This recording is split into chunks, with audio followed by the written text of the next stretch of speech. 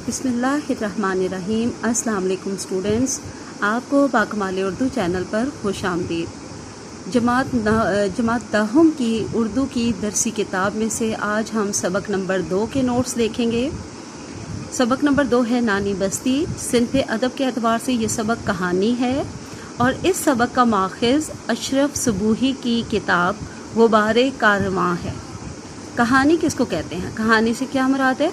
कहानी का मतलब है किसी वाक़ये, हिकायत या किस्से को दिलचस्प अंदाज में इस तरह बयान करना कि पढ़ने वाला इससे ज़हनी और क़ल्बी ताल्लुक़ महसूस करे और इसका अंजाम या नतीजा मालूम करने के लिए एक ही नशिस्त में इसे पढ़ डाले।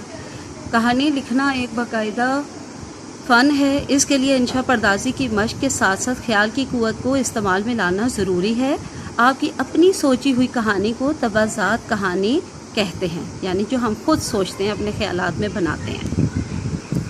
आगे ये मुसन्निफ़ के हालात ज़िंदगी हैं, इन्हें पढ़ लीजिएगा। उसके बाद यहाँ पे मुश्किल अल्फाज के मानी हैं जो कि आपने लाजमी सब के सब याद करने हैं। अच्छी तरह से देख लीजिए।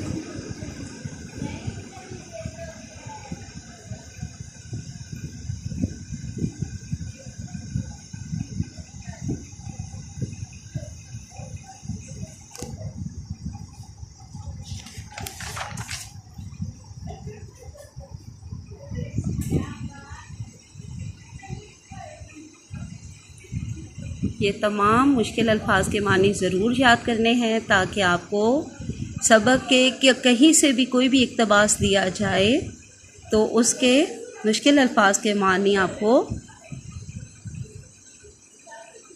आते हों।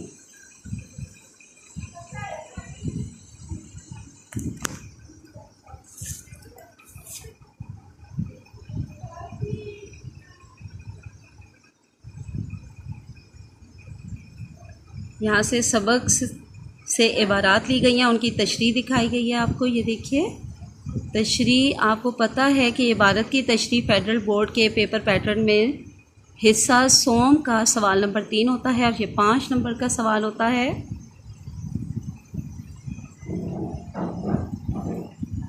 यहाँ पर इन नोट्स में आपको 2 इबारात दी गई हैं, 2 इबारतें हैं और इनमें से किसी एक की, यानी पेपर में भी आपको 2 ही दी जाती है ना, तो उनमें से किसी एक की तशरीह आपने करनी होती है। आगे मश्की सवालात का हल है। ये सवालों के जवाब ज़रूर पढ़ लिया करें। सबक के बारे में आपको जो है आगाही होती है कि ये कहानी किस बारे में है, किस मुतालिक है। वैसे तो आखिर में आपको इसका खुलासा भी करवा दिया जाएगा। सबक की जो है वो आप रीडिंग भी ज़रूर लिया करें, पढ़ाई ज़रूर किया करें सबक की।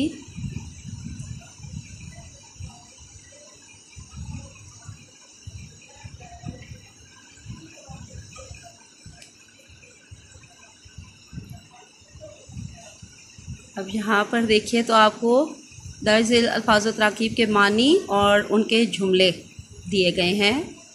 अच्छी तरह से याद करने आपने। और यहाँ जुमले के अज्जाए तरकीबी दिए गए हैं, ये आपने जमात नाहुम में पढ़ लिए हैं, फिर भी ये दोहराई ज़रूर करनी है। ठीक है, इसमें से MCQs भी आते हैं और ये हिस्सा कवायद में तारीफ़ें भी आती हैं। अब अगले सबक पर सफ़े पर देख लीजिए। जुमला फेलिया।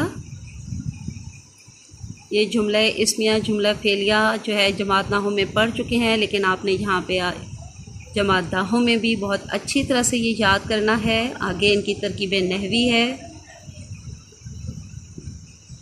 जुमला खबरिया की 2 इकसाम होती हैं, जुमला इस्मिया खबरिया और जुमला फेलिया खबरिया, और इन्हीं 2 जुमलों की तरकीब नहवी आती है। ठीक है, आपने पहले जुमले की पहचान करनी होती है कि वो इस्मिया है या फेलिया। अगर जुमला इस्मिया हो तो जुमला इस्मिया के जो अज्जा हैं, मुब्तदा, ख़बर और फ़ेल नाकिस, उनकी तरकीब नहवी होगी। तरकीब नहवी में आपने जुमला इस्मिया के अज्जा लिखने होंगे और अगर फेलिया है तो फेलिया के लिखने होंगे, फ़ाइल, फ़ेल और मफ़ूल। अब आगे देखिए कहानी। ऐसा कवायद में इसकी तारीफ़ आ सकती है, आपने अच्छी तरह से ये तारीफ़ याद करनी है। आगे फ़ीचर है, इसकी भी तारीफ़ याद करनी है। ठीक है,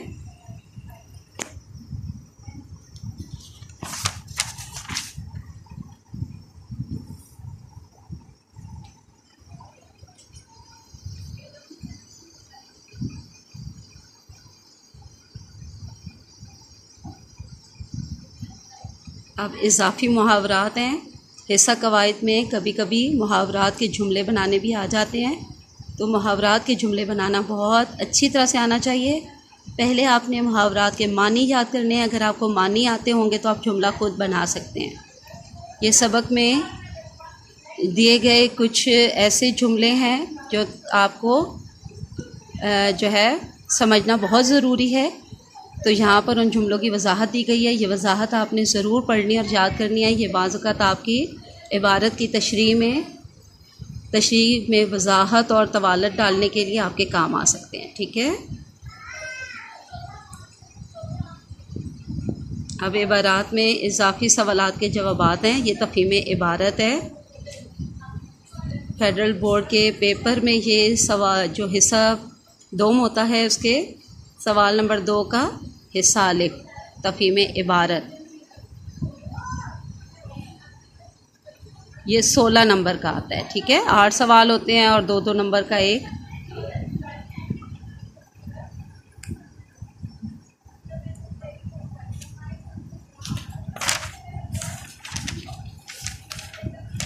यहाँ तक हमारा ये मुकम्मल हो गया है। अब इसका हम खुलासा देख लेते हैं।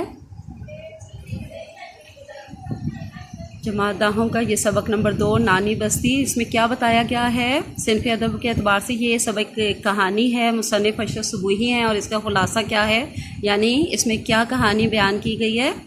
ये सबक नानी बस्ती के बारे में है, जो कि एक सादा मजाज खातून है। इस सबक का ये एक बहुत ही दिलचस्प मरकज़ी किरदार हैं।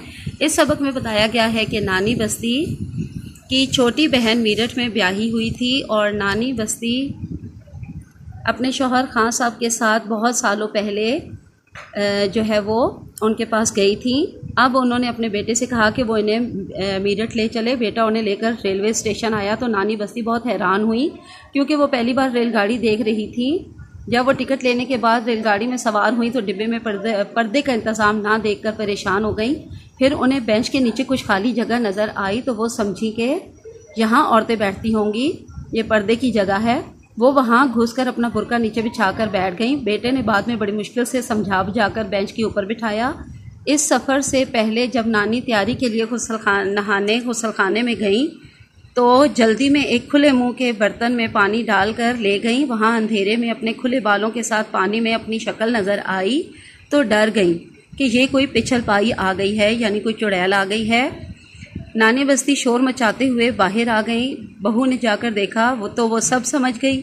उसने समझाया कि अपनी शक्ल देखी है, कोई पिछल पाई नहीं है। अच्छा, इसके बाद एक और इनके बारे में एक वाक़या है कि ये कितनी डरपोक और कितनी सादा मजाज की थी। नानी के कुंबे में यानी उनके ख़ानदान में एक शोखो शरारती लड़की ज़ुबैदा होती थी, जो अपने शरारती मजाज की वजह से शताबा मशहूर हो गई थी। उसने ये वाक़या सुना तो उसे भी शरारत सूझी। तो एक दिन गर्मियों की दोपहर वो लंबा कुर्ता और दाढ़ी लगाकर बाल खोलकर चिमटा हाथ में पकड़े आ गई और नानी बस्ती के सामने आकर बोली, ला घी शक्कर दे। जिससे नानी डर गई, आंखें बंद करके बोली, जो कहोगे मिलेगा, खुदा के लिए बाहर चले जाओ। शरारती लड़की जल्दी से बाहर जाकर कपड़े बदल कर आ गई और पूछा, क्या हुआ, कौन आया था।